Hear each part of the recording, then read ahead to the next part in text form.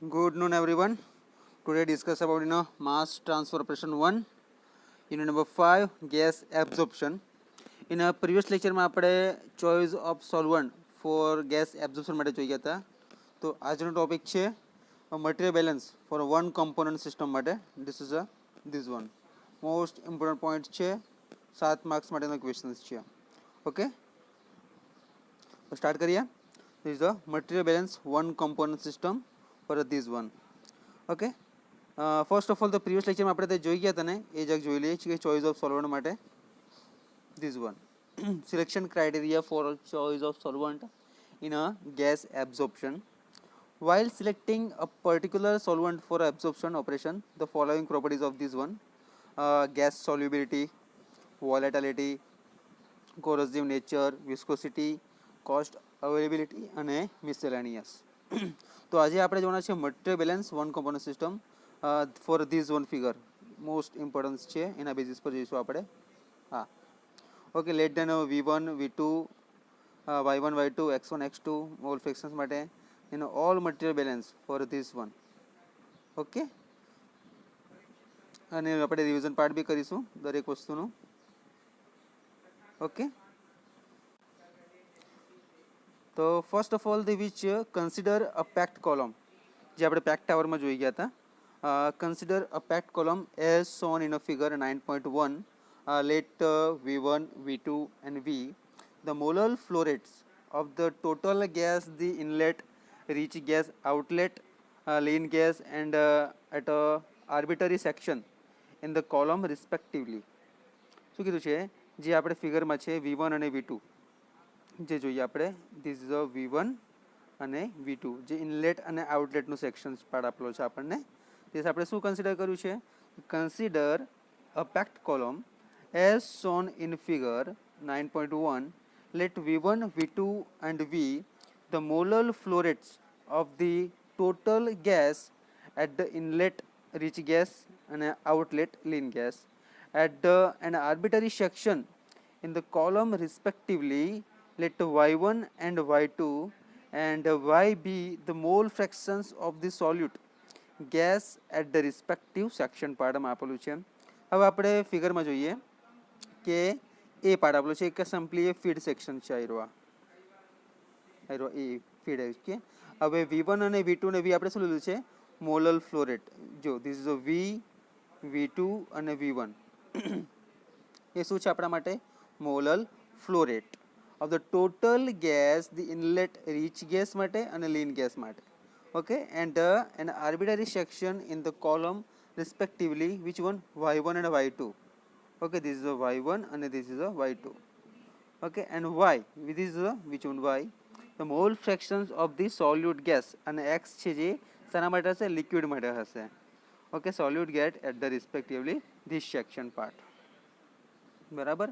Again repeat કરું છું, ફિગરમાં દર્શાવ્યા પ્રમાણે કે Y1 અને Y2 અને Y છે આપણા સોલ્યુટ ગેસના મોલ ફ્રેક્શન્સ છે અને V1 અને V2 છે આપણો મોલર ફ્લો રેટ છે, જે આપણને ફિગરમાં દર્શાવ્યા મુજબ છે. હવે આ ગ્રાફ જે આપ્યો છે શાના માટે છે, material balance diagram for absorption tower માટે છે. ઓકે, તો જોઈએ આપણે. લેટ L1 અને L2 અને L be the molar flow rate of the liquid as a whole, the outlet section part, inlet and an arbitrary section respectively X1, X2 and X with the molar fraction of the solute gas in the liquid at the respective station.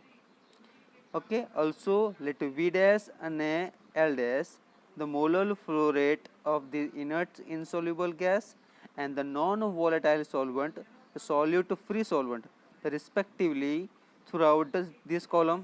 Okay, જે આ ફિગરમાં આપ્યું છે જુઓ શું કીધું છે, ફિગરમાં જુઓ L1, L2 અને L. જુઓ L1, L અને L2 શું કીધું છે આપણને, મોલર ફ્લો રેટ આપ્યા છે. ઓકે, હવે V ડેશ અને L ડેશ બી જોવા મળે છે તમને. જુઓ અહીંયા આપણે V ડેશ છે અને અહીંયા આપણું L ડેશ છે. એ શું તમને કીધું છે, the molar flow rate of the insoluble gas અને non volatile solvents, solute free solvent respectively તમને આપવામાં આવ્યા છે. હવે એનું આપણે જોવાનું છે ઓવરઓલ મટીરિયલ બેલેન્સ કરવાના છે. કોના બેઝિસ પર? જે one component system tree transfer આપ્યું છે એના માટે આપણે જોવાના છે. બરાબર. Okay, again repeated the part this section. Consider a packed column as shown in a figure. માં દર્શાવ્યા પ્રમાણે છે V1, V2 અને V એ આપણા મોલર ફ્લો રેટ છે. Y1, Y2 અને Y છે એ આપણા સોલ્યુટ ગેસ માસના મોલ ફ્રેક્શન્સ છે. આ બાજુ જોવા જઈએ તો L, L2, L1 એ આપણા મોલર ફ્લો રેટ્સ લિક્વિડ માટેના છે. V ડેશ અને L ડેશ છે આપણા મોલર ફ્લો રેટ છે. ઓકે, ગેસ અને નોન વોલેટાઇલ સોલ્વન્ટ માટે છે. Okay, this is a solvent free solute.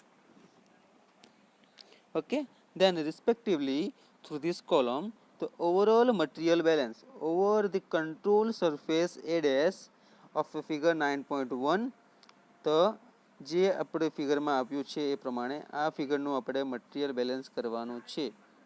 બરાબર. 9.1 કયું કમ્પોનન્ટ? ઇનલેટ માટેનું જ ખાલી કીધું છે. બરાબર, ઇનલેટ માટેનું, ધીસ વન માટે.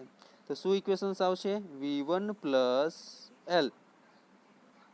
ઓકે, જે ઇનલેટ સેક્શનનો પાર્ટ આપ્યો છે ને ઉપરનો, જે આપણને ધીસ વન આપ્યો છે, આ પાર્ટ એ પ્રમાણે. તો V1 plus L is equal to L1 plus V.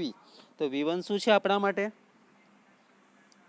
What is the V1 અને V2 જે આપણા મોલર ફ્લો રેટ આપ્યા છે. L છે આપણા માટે which one? What is the L? L is the molar flow rate of the liquid માટે આપ્યું છે.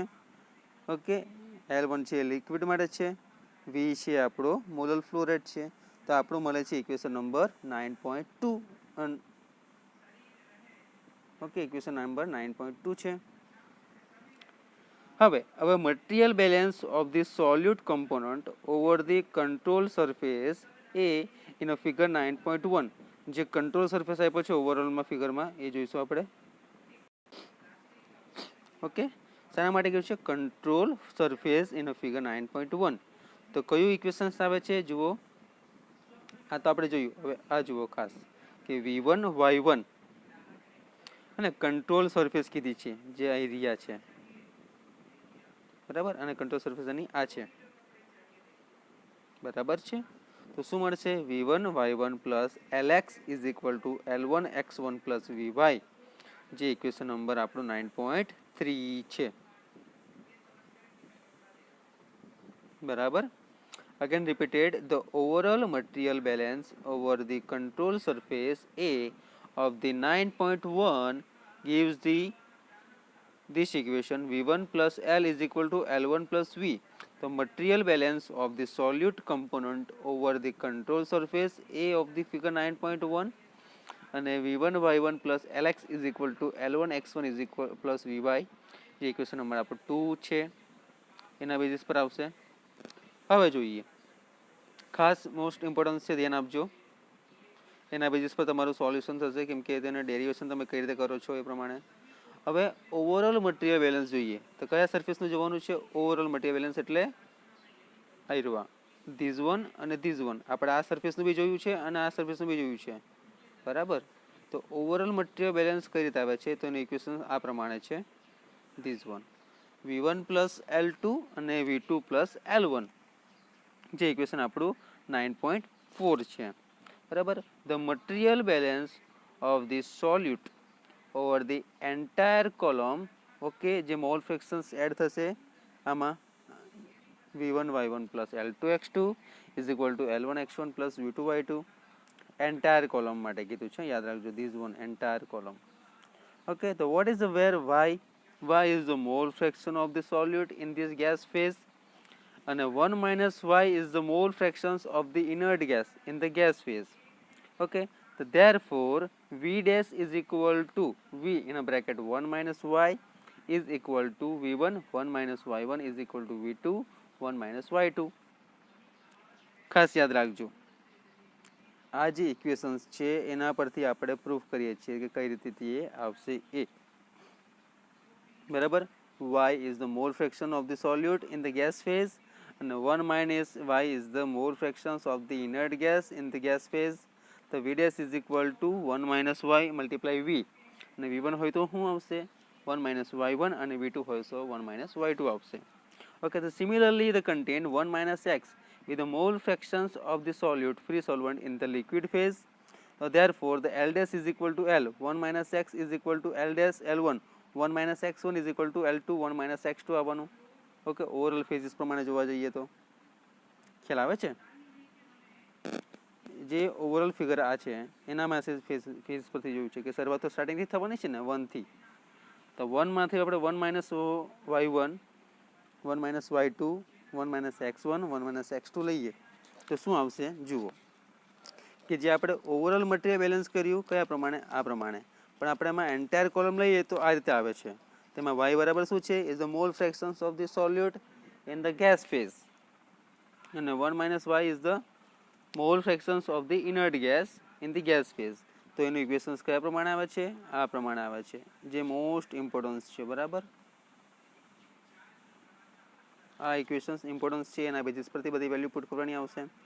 હવે સિમિલરલી કન્ટેન્ટ આપણે એલ ડેશ માટે લઈએ તો એની રીતે બી ઇક્વેશન્સ કઈ રીતે આવે છે, જે આ રીતે આવે છે, જે L dash is equal to L 1 minus X is equal to L1 1 minus x1 is equal to L2 1 minus x2. બરાબર, તો equations in become these one, which one 9.3 equations છે, એને આપણે બધી વેલ્યુ પુટ કરવાની છે. હવે તમને કઈ રીતે ખ્યાલ આવશે કે ઇક્વેશન્સ 9.13 પરથી આ બધી વેલ્યુઝ કઈ કઈ આવે છે તે ધીઝ વન અને ધીઝ વન. ઓકે, તો 9.3 જુઓ કઈ ઇક્વેશન્સ છે. હા, v1 y1 plus lx is equal to l1 x1 plus vy. Okay, તો એના પરથી આપણે વેલ્યુ કઈ આવી છે v1 v ડેશ.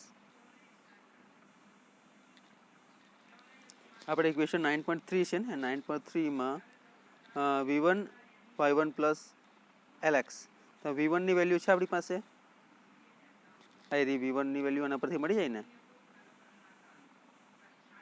v1 ની વેલ્યુ કઈ મળશે તો v dash open 1 minus y મળે ને, તો v ડેશ ને બહાર લઈ લઈએ અને y1 ને અંદર લઈ લઈએ આપણે, હે ને, કેમ કે આવી રહ્યો જો અહીંયા આપણે y1 છે. ખાસ સમજજો આ ઇક્વેશન્સ છે અને આપણે v1 ની વેલ્યુ લીધી છે આપણે કઈ, આપણે v dash open 1 minus y1, v dash ને આપણે બહાર લઈ લઈએ. ઓકે, તો v ડેશ ને આપણે બહાર લઈ લઈએ તો આ પ્રમાણે ઇક્વેશન્સ લખાય ને ધીઝ વન. એ જ રીતે એલ ડેશ માટે આવી રહ્યા જો L1 માટે, તો L1 ની વેલ્યુ શું આવશે, L dash open 1 minus x1 આવશે, તો એલ ડેશ ને બહાર લઈ લીધું છે પછી ઇક્વેશન લીધું છે. સેમ પ્રમાણે આ ઇક્વેશન આવ્યું છે. બરાબર, હવે આ બંનેમાંથી આપણે શું કરીએ, આ જે ઇક્વેશન્સ છે કયા કયા ઇક્વેશન્સ, આ ઇક્વેશન્સ અને આ ઇક્વેશન્સને લઈએ તો v ડેશ કોમન આવશે, અને આ ઇક્વેશન્સ ને આ ઇક્વેશન લઈએ તો એલ ડેશ કોમન આવશે. તો આપણને કયા કયા ઇક્વેશન મળશે, ધીઝ વન અને this one.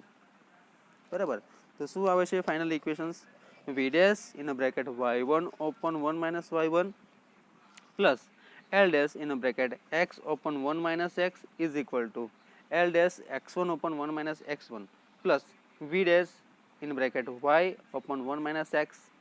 Okay, so v dash in a bracket y1 open 1 minus y1 minus y open 1 minus y is equal to l dash in a bracket x1 1 minus x1 minus x open 1 minus x. Okay, આ બે equations most important છે, ખાસ ધ્યાન આપજો, this one અને this one. બરાબર,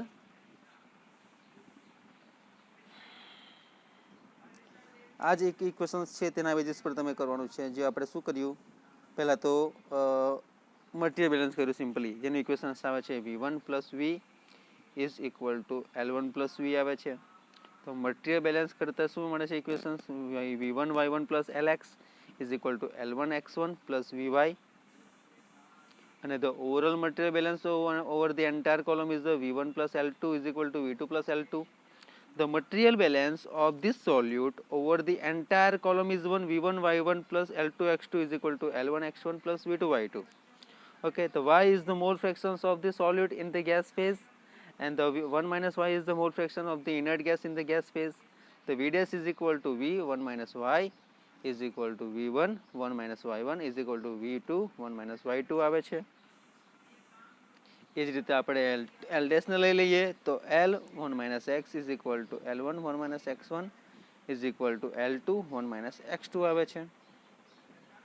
તો equations 9.3 ને લઈએ ધ્યાનમાં આપણે, તો v dash in a bracket y1 in a bracket 1 minus y1 plus l dash x open 1 minus x is equal to L dash in બ્રેકેટમાં પાડ આવશે x1 open 1 minus x1 plus V dash Y open 1 minus X.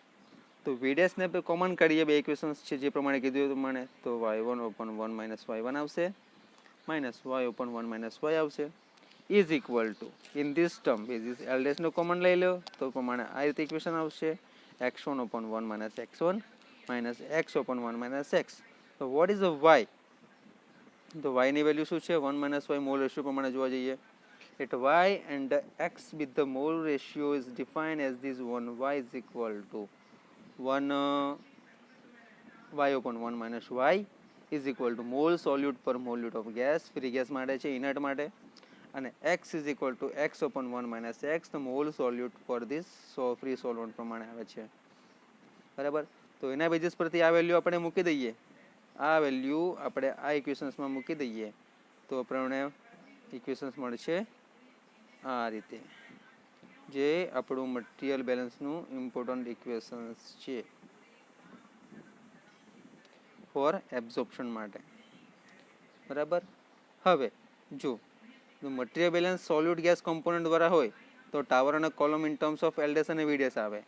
તો V dash y1 minus y2 થાય અને L dash x1 minus x2 થાય. Suppose જો x2 અને x2 small x2 અને કેપિટલ x2 0 હોય, બીકોમમાં પ્યોર ફેઝ માટે સોલ્વન્ટ હોય, તો V dash in bracket y1 minus y2 is equal to L dash in bracket x1 આવશે, જે ઇક્વેશન્સ આ પ્રમાણે છે. ઓકે. તો thank you so much. Next લેક્ચરમાં આપણે જોઈશું મિનિમમ લિક્વિડ ગેસ રેશિયો.